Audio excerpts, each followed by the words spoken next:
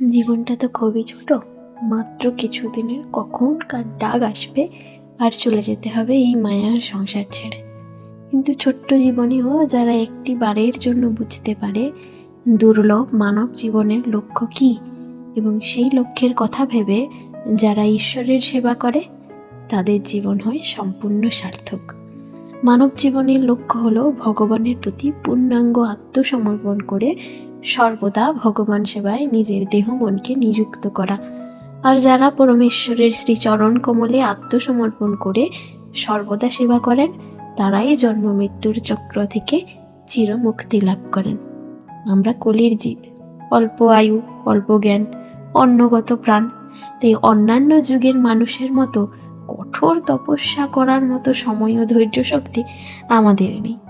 তাই তো পতিত পাবন ভগবান কৃপা করে আমাদের জন্য নিয়ে এসেছেন কলির জীবের মুক্তির একমাত্র পথের নাম মহামন্ত্র। চলুন আমরা সবাই মহামন্ত্র জপ করি এবং জন্ম মৃত্যুর কঠিন চক্র থেকে মুক্তি লাভ করি।